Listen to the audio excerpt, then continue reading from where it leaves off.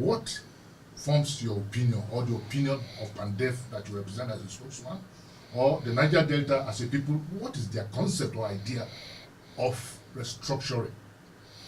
Thank you very much. I think restructuring is one of the major cardinals of Pandef.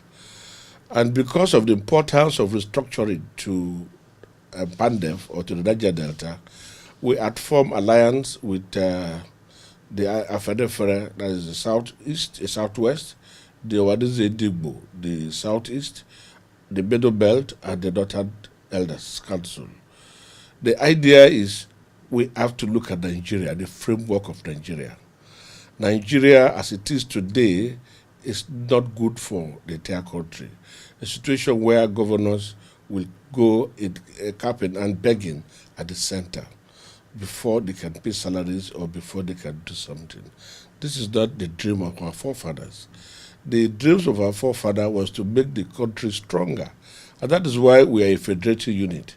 As a federated unit, what makes us a federated unit is to make sure each of the units will be strong enough to cater for itself. So we look at the structuring as a means to achieve that. In the past, the Niger Delta has been advocating for resource control or emancipation of the Niger Delta. We've done all that. And we are saying, look, the best for Nigeria, not Niger Delta as a whole, is to restructure the entire country. Let us have physical federalism as it's practiced in America, where each region should be able to fend for itself. Each state should be able to know what they want and know how to go about it. Not a situation where one state is sleeping and the other state is working. See, fortunately, Nigeria is blessed. God has blessed Nigeria with a lot of resources, both mineral resources and also good weather and land. We have good farmland. We have good weather across the country. We have rain all over the place. We have irrigation dams and irrigations. And so we were saying, let each region, let each state go back to what you have. If you have oil, the oil is not only for you, but you manage the oil and pay a certain percentage to the center. So that you know this is what you have done and this is what they're paying. Today, we have an NPC managing the oil resources for Nigeria, and every day we are having quarrel, oh, an NPC has not remitted all the money or has remitted all the money. It's a matter of saying, this is what you produce this month. Pay 30% of tax. If it is 50%, if it is 25%, whatever agreed tax, you pay. If you have mineral resources, like we have limestone, we have so many minerals in the north, in the Middle Belt. Kogi is the center of mineral resources. If today they can get a lot of mineral resources there, let them invest. Let them look for partners. Let them invest there. And whatever resources they have, 50% of the profit should be paid on whatever profit that's agreed. We have tin, we have a lot of things idle. Look at the iron ore that is not going anywhere. Meanwhile, there's demand for iron ore. And because the government is relaxed with oil, nobody cares about the iron ore. We have giant plants, the DSC Alaja, we have the Jakuta steel rolling mill. Nothing is happening because nobody cares. But if there's a restructuring, somebody in Kogi will bother about what happens to Alaja Steel and what happens to the iron ore there. The excesses will be transported to maybe Alaja or to outside the country and sell. Everybody will be up and doing. This is what we are talking about, restructuring. Restructuring means you have to produce whatever you have in your own region and sell it. Look, at we have enough gas that we are flaring. If there's total restructuring, the government will invest on those gas so that you can convert them to revenue, not as a waste, not to burn gases when we are looking for gases everywhere. If you go to Philippines, these gases are piped to homes. You don't need to carry gas bottle to look for where you buy gas. All you do is open your tap like power. You open your valve, there's gas for you. A meter is running. If you don't pay at the end of the month, they cut you off. We will use the money. We have talking about power. Gas is burning. We cannot use the gas to generate power. Let us have a lot of power industries across the Niger Delta because that's where the gas is, and we can now sell power to every other state at the same time outside this country. These are the kind of restructuring we are looking at. Not the restructuring that we should take only oil. It's not only oil. It's a matter of every region, every state going back to what you have. If it's farming, that is good for you. Look at River State, Delta, Akwa Ibom, Cross River. We can farm. We have good soil, we have good land, we have good vegetation. Nobody cares. Nobody's interested. What happens to our granite pyramid? What happens to our palm oil? What happens to our palm kernel? As a young man who was growing up, we were shipping a lot of palm kernel. I used to work in the ship where we cut the bags of palm kernel bags and be shipping it. All these are history. So we want to go back to that history. That's the kind of restructuring Pandef believes in. That is the kind of restructuring Southern Nigeria is believing in. That is the kind of restructuring Middle Belt believes in. And that is the kind of restructuring the Northern elders are believing in. Now, the question now is, what exactly is the problem with the political class in Nigeria? They see things happening in other places. You mentioned Philippines, you can mention Singapore, you can mention Japan. They are inhabited by human beings, not from human beings from the space. Now, what exactly, sir, in your own opinion, is the problem with the Nigerian political class? Why have they become so retrogressive? Instead of being progressive, I'm sorry to use those words, sir. You see, like I said before, the political class today we have no ideology. They have no manifesto. They are all greedy for power. And when they get the power, they think nothing of the country. They think nothing of those that give them the power. They think of themselves. Otherwise, what is the difference? You want to develop a people, you must think very alike with the people. And this is why Pandef has gone round to the other parts of Nigeria, and we are saying any party or any candidate that support restructuring is the party or is the candidate the region will vote for. We are not interested in who is the what you are doing or what party. But if the candidate is not interested in restructuring Nigeria, then we have no business with you. Because that is the only way we can move forward. That is the only way we can move our economy. Nigeria is blessed with several mineral resources, but we cannot tap them. We send a lot of raw materials to the European nation, and they use it and produce something and send it to us. Why can't we think of production? Why can't we utilize our own raw materials? We should think of production, and that is why we need a leader who is thinking alike, thinking like us, who is thinking of restructuring Nigeria and placing Nigeria in the proper perspective. In the next 20 years, oil asset will be waste asset. We are moving from oil to electric. And so most cars will be electric cars. So the demand for oil will fall and the price of oil will fall. If you can imagine, when this government came in, oil price went as low as $30. Today is about $80-something. But you cannot predict what will happen in the next few months. So we must think of what else. We are only an import-oriented country. We are not export-oriented country. So that's why our naira is also very weak, because nobody is demanding our product. It is when you are selling products outside, you can now say, I want to sell my product. Today, China is making noise because they are selling a lot of goods outside China. And they can now say, unless you price or you pay me in Chinese currency, we are not selling to you. So Nigeria, as a giant of Africa, should think of our economy base, should be thinking of Africa. Let's think of how we can gather Africa. Let's think of how we can improve Africa. Let's think of how we can supply to Africa. And by so doing, we can now tell Africa that, look, what you did is our naira. And the moment Africa believes in Nigerian naira will be strong and strengthened internationally. Because if you want to buy anything in Africa, you must think of Nigerian naira. We need somebody who can think that way. We don't need analog leaders anymore. We need people who are digital, who are current, who can understand. Today we are in the social media. You go to social media, everything goes viral. Today, some people still believe, oh, you must go to print media or electronic media. But today, the world has moved on. We are leaving the jet age to the computer age. So we need leaders who can think, who are focused.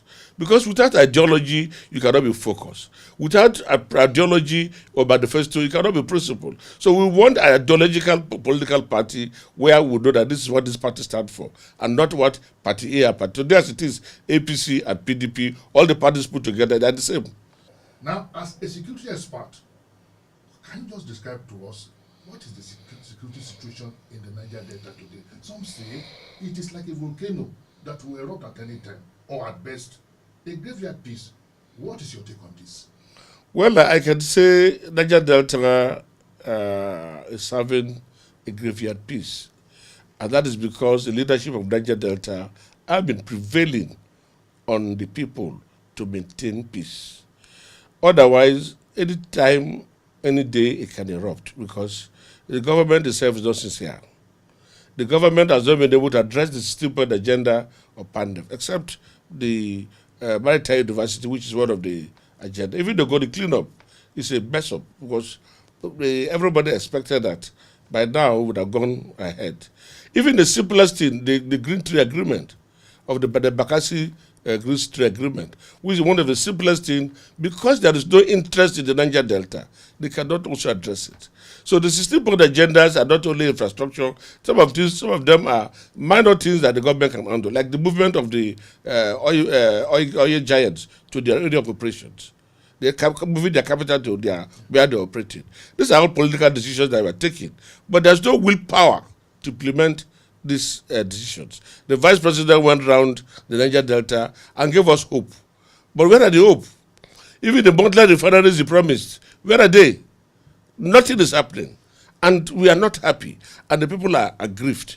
But as a regional leaders, we believe that it's not only government. So many countries today, who are Dubai, did they produce oil? So if we can use our brain, our head well, and make the place very conducive, we can bring investors, and investors can come and develop our place. Look at Lagos, they don't produce oil, but they are capitalizing from our struggle, and they're building the biggest refinery in Lagos. That investment, that's huge investment that would have come into Niger Delta. If they are building that, the land acquisition itself is a lot of money. The employment will be a lot of benefit.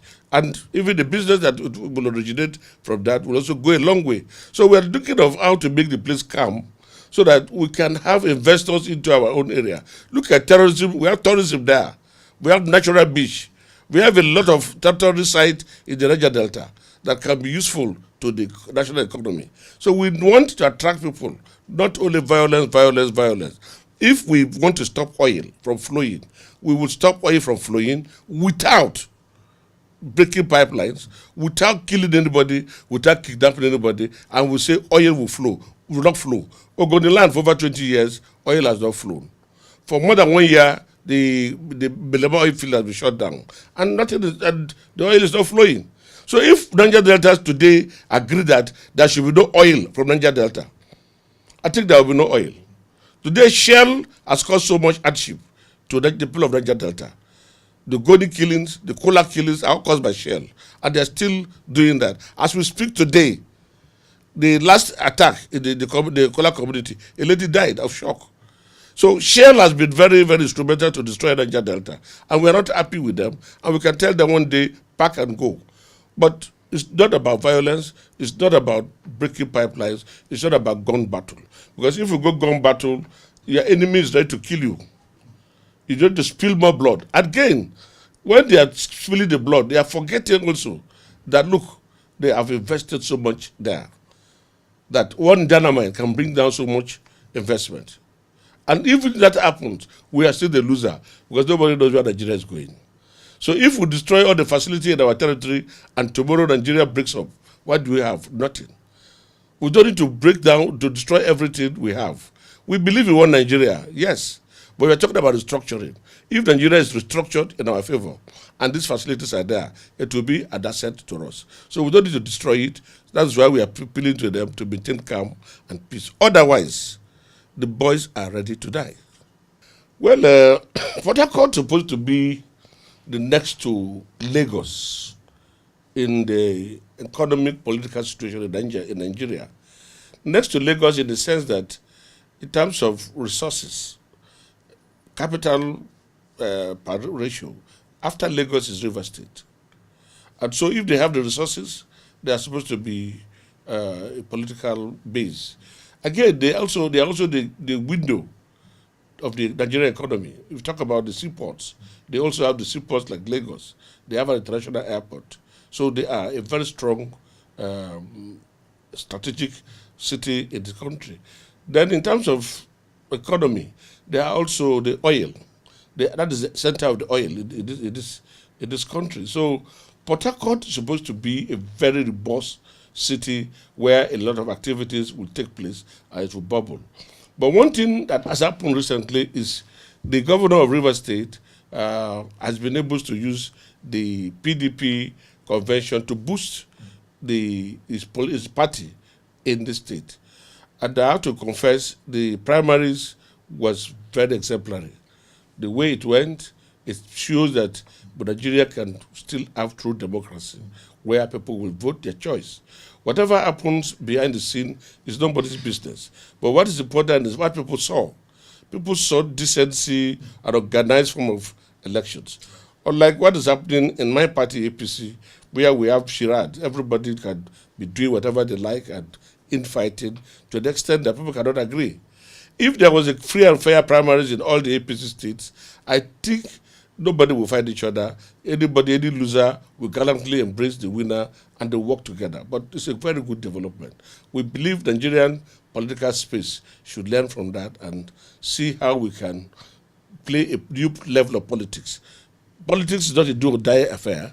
It's a game. It's something to serve. So if you are choosing to serve by a people, then you can go and serve. You cannot force yourself on people. You cannot impose yourself and say this is what you want. One man cannot decide for this country. Nigeria is too big for one man to decide. The state is too big for one man to decide. Let it be a collective decision. That is democracy. The power by the people for the people. So if the people are the one to give you power, let them also decide who they are giving power to, not the other way around. So I think what happened in Port Harcourt was very exemplary and it's very good. So it's very happening that this and is coming from somebody in the opposition party. I think yeah, but you must always say the truth. The truth is the truth, because the only way we can get development is the truth. Because students, young people learned. If you ask students who have government, they cannot be able to, who went through the television, cannot write how politics should be. Not the charade, where a lot of things happen, hide and seek game. That is not politics, that's not democracy. Democracy should be seen transparently, should be honestly, and should be seen democratically. So I think this is a very good development. Yeah. Well, like I said, it is when we have parties that have ideology or manifestos that you can get to that level. Because ab initio from day one, the party will tell you this is what we want to do. And they have a program. And they want to follow up a program. Until we have church parties, we cannot move anywhere. Again, the Nigerian Constitution allows a minister to be appointed from every state in the country. So if we are appointing a minister, the minister must also believe that is going to that office will add value to his own state. And he knows what his people want, and is with that mindset, he's going to the ministry. So whatever he's doing, he will now know that, yes, my people are having this problem. Let me give you a typical example of the transport ministry. The Niger Deltans are crying of their seaports. The Warri port is not working, Port Harcourt port is not working, Onne port is not working, the Brutu port is not working, the Calabar port is not working, even the Bonny have problem. So if we have a minister who controls NPA, and NPA controls the movement of vessels, one expect that because from day one up the issue, the focus is if I'm there, I will help my region. What he would have done was to look for a way to see how he can move these vessels to this place. Make these ports attractive. What are the impediments of this port? Is it dredging? Is it the draft? Or is it insecurity? What are the problems? You find solutions to this problem with the view of moving these vessels. If it's insecurity, as a minister from the region, is to call the people and say, look, hey, if you do this for me, I will do this for you. And that will attract investors from going into moving their vessels or their goods through the port. When you have a ship coming to a particular port, you have a lot of dock workers, you have clearing agents, you have tally clerks, you have recording clerks, you have trailer drivers, you have forklift drivers, you have all kinds of people, the chandlers, the bunkerers, the water. A lot of people are busy. That also boosts the economy of the region. But when you have a minister whose interest is power, it does not, is blinded with power. It does not look at the needs of the people. Today, Lagos is crying, take the ships away. We are paying so much demurrage in Lagos, yet the vessels are not coming to where they should go, where they are needed, because the people, the person managing it, do not care. Look at the airports. Niger Delta, we have Port Harcourt International Airport. We expect that everybody from Niger Delta will travel in and out of the country from Port Harcourt, which makes it easier in terms of transportation back home. But that is not even happening because nobody's interested. We're talking about the health. Look at our health facility. Look at everything we have is down because the people there are not interested. So it is when we have politicians, a leader that is interested in Niger Delta, that will say, okay, this is what I can do for Niger Delta. Then anybody is put in there. Look at the minister of Niger Delta. The idea we had to do was to create a ministry like FCDA. Niger Delta ministry, instead of being like FCDA, is now becoming a consulting clinic where everybody will go. What are you doing in this place? You are not doing the job. Look at the East-West Road that they are handling. It's an eyesore. Things are not happening. And yet you are borrowing money, you're using Niger Delta money to develop every part, and yet the Niger Delta, that road that would have been useful to the entire country, this West Road, nobody is talking about it. Because the people are not interested. Can you see Fashola from Lagos? Because the man is focused. Look at the Lagos-Ibadan Express Road. You can see how much he has spent it there. Look at what he's doing with his ministry in the West. There you see a man that is focused. Until we have people in Niger Delta which dream and believe is the Niger Delta, you cannot develop the place. You cannot, the president is one person.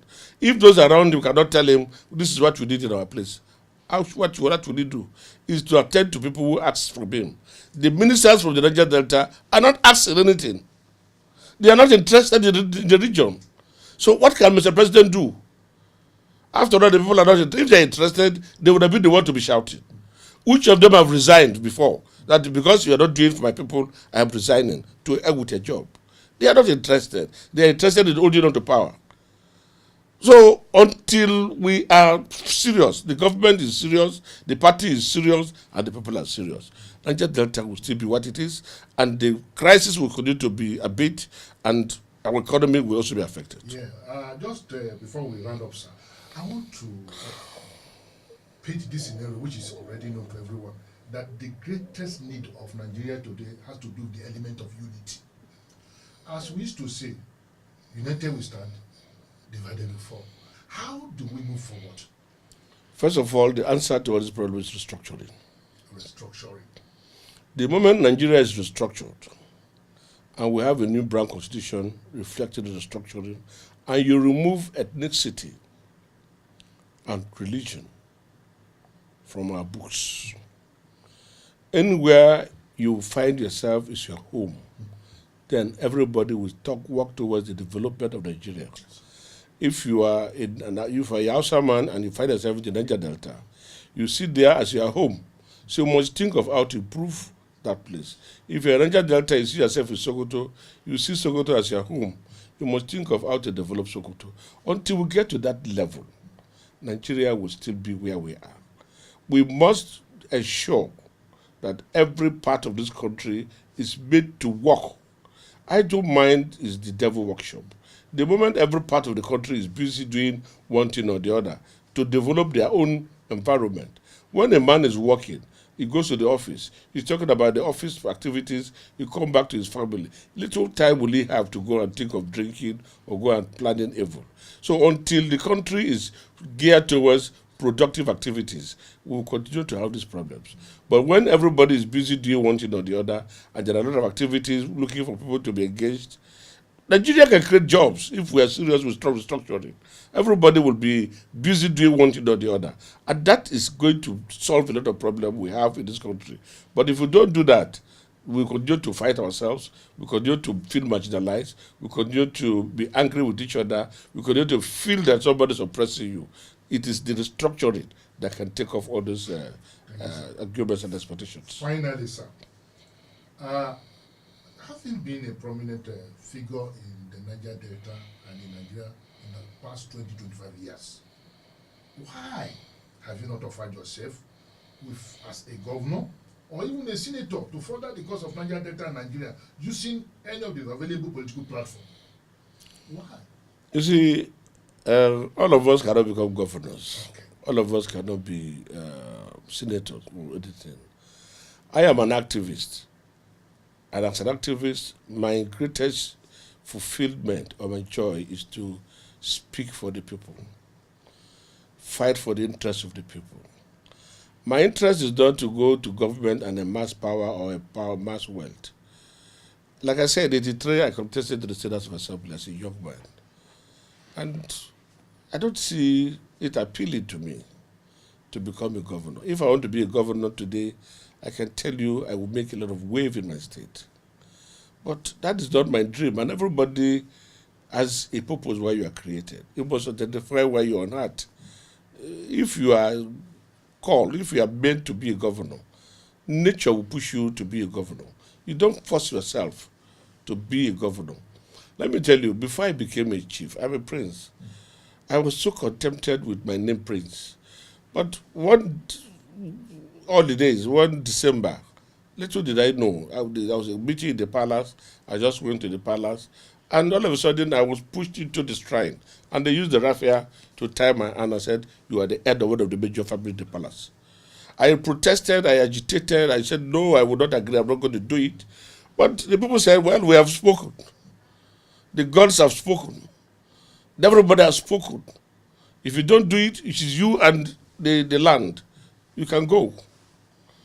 They went to my mother, they talked to me, and finally I became what I am today. If you go to the village today, everybody says, oh, this is the next king. And I said, look, that is not my desire. I'm not interested. But if tomorrow God says you'll be a king, there's no way you can run away from it. But I would not on my own go and fight with people to be a king. I would not do it. So if I will be a governor, and the God destined me to be a governor, it will come on a platter of gold, not this struggling for power, killing people, fighting. I would not do it. It's not my dream. I am satisfied with what I'm doing. Today, I am the spokesman of Pandef. I was not there when they nominated me. I was not there when they swore me in. I did not fight for it. I did not struggle for it. It came naturally. The people felt this man can do the job.